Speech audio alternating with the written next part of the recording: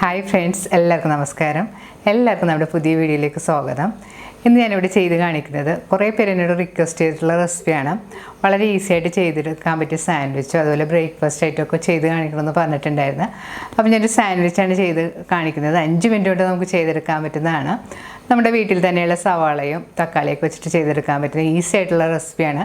ബാച്ചിലേഴ്സിനൊക്കെ ചെയ്യാൻ പറ്റിയ അടിപൊളി റെസിപ്പിയാണ്. അപ്പോൾ നിങ്ങളൊന്ന് ട്രൈ ചെയ്ത് നോക്കുക. ട്രൈ ചെയ്ത് നോക്കിയിട്ട് നിങ്ങളുടെ അഭിപ്രായം കമൻറ്റ് ബോക്സിൽ മറക്കരുത്. നിങ്ങളുടെ ഫ്രണ്ട്സായിട്ടൊക്കെ ഷെയർ ചെയ്യുക. അപ്പോൾ നമുക്ക് സാൻഡ്വിച്ച് ഉണ്ടാക്കാൻ തുടങ്ങാം.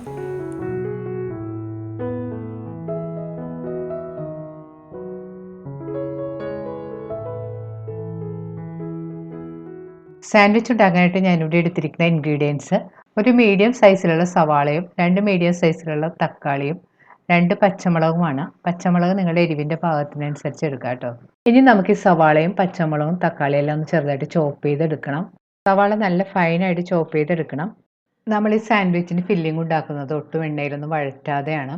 അപ്പോൾ ഈ സവാളയും തക്കാളിയും എല്ലാം ചെറിയ കഷ്ണങ്ങളായിട്ട് ചോപ്പ് ചെയ്തെടുക്കുന്നതാണ് നല്ലത്. അല്ലെങ്കിൽ നമ്മൾ സാൻഡ്വിച്ച് ഉണ്ടാക്കുന്ന സമയത്ത് ഫില്ലിങ്ങിന് ഒരു പച്ചച്ചവ കൂടുതലായിട്ട് തോന്നും. സവാളയും തക്കാളിയും ഒന്നും എണ്ണയിൽ വഴറ്റിയെടുത്തില്ലെങ്കിലും സാൻഡ്വിച്ച് നല്ല അടിപൊളി ടേസ്റ്റാണ് കേട്ടോ. നമ്മുടെ ചാനലിൽ കുറേയധികം സാൻഡ്വിച്ചിൻ്റെ റെസിപ്പി ഞാൻ ഇട്ടിട്ടുണ്ട്. അപ്പോൾ അതിൻ്റെ ലിങ്ക് ഞാൻ ഡിസ്ക്രിപ്ഷനിൽ കൊടുക്കാം. അപ്പോൾ കാണാത്തവരാണെങ്കിൽ അതും കൂടെയൊക്കെ ഒന്ന് കണ്ട് നോക്കുക. തക്കാളിയും അതിൻ്റെ നെറ്റിൻ്റെ ഭാഗമൊക്കെ ഇതുപോലെ ഒന്ന് കട്ട് ചെയ്ത് കളഞ്ഞതിന് ശേഷം സവാള ചോപ്പ് ചെയ്തതുപോലെ തന്നെ ചെറുതായിട്ട് ചോപ്പ് ചെയ്തെടുക്കണം.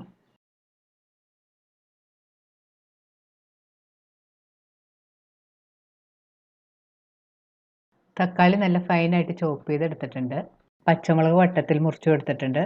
ഇനി നമുക്ക് വേണ്ടത് മല്ലിയിലയാണ്. മല്ലിയില നിങ്ങളുടെ പാകത്തിനനുസരിച്ച് എടുക്കാം. ഞാനിവിടെ ഒരു പിടി മല്ലിയില എടുത്തിട്ടുണ്ട്. അതും കൂടി നമുക്ക് ചെറുതായിട്ട് ചോപ്പ് ചെയ്തെടുക്കാം. ചോപ്പ് ചെയ്തെടുത്ത മല്ലിയില നമ്മൾ നേരത്തെ ചോപ്പ് ചെയ്തെടുത്ത ഇൻഗ്രീഡിയൻസിൻ്റെ അകത്തേക്ക് ഇട്ട് കൊടുക്കാം. ഇനി ഇതിലേക്ക് നമുക്കൊരു ടീസ്പൂൺ കാശ്മീരി ചില്ലിപ്പൊടിയും കൂടി ചേർത്ത് കൊടുക്കണം. കാശ്മീരി ചില്ലിപ്പൊടി ചേർത്ത് കൊടുക്കുമ്പോഴത്തേക്കും നമ്മുടെ ഫില്ലിങ്ങിന് നല്ലൊരു കളർ കിട്ടും. ഇനി ഇതിലേക്ക് പാകത്തിനുള്ള ഉപ്പുപൊടിയും കൂടി ചേർത്ത് കൊടുക്കണം. അതിനുശേഷം ഒന്ന് കൈകൊണ്ട് നന്നായിട്ട് മിക്സ് ചെയ്ത് യോജിപ്പിക്കണം. നല്ലതുപോലെ മിക്സ് ചെയ്തെടുത്തതിന് ശേഷം ടേസ്റ്റ് ചെയ്ത് നോക്കിയിട്ട് ഉപ്പ് കുറവാണെങ്കിൽ പാകത്തിനുള്ള ഉപ്പെല്ലാം ചേർത്ത് കൊടുക്കാം. ഞാൻ ഇതിലേക്ക് ഒരു ടീസ്പൂൺ നാരങ്ങ നീരും കൂടി ചേർത്ത് കൊടുത്തിട്ടുണ്ട്.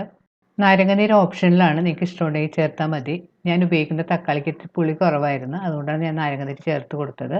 ഇതിൻ്റെ പുളിയും ഉപ്പും ടേസ്റ്റും എല്ലാം ക്രമീകരിക്കാൻ വേണ്ടി ഞാൻ ഇതിലേക്ക് ഒരു 1 ടീസ്പൂൺ പഞ്ചസാരയും കൂടി ചേർത്ത് കൊടുത്തിട്ടുണ്ട്. പഞ്ചസാര ചേർത്ത് വീണ്ടും നമുക്ക് നന്നായിട്ട് മിക്സ് ചെയ്ത് യോജിപ്പിക്കണം. ഇപ്പോൾ സാൻഡ്വിച്ചിനുള്ള ഫില്ലിംഗ് റെഡി ആയിട്ടുണ്ട്. ഇനി നമുക്ക് സാൻഡ്വിച്ച് ഉണ്ടാക്കാൻ തുടങ്ങാം.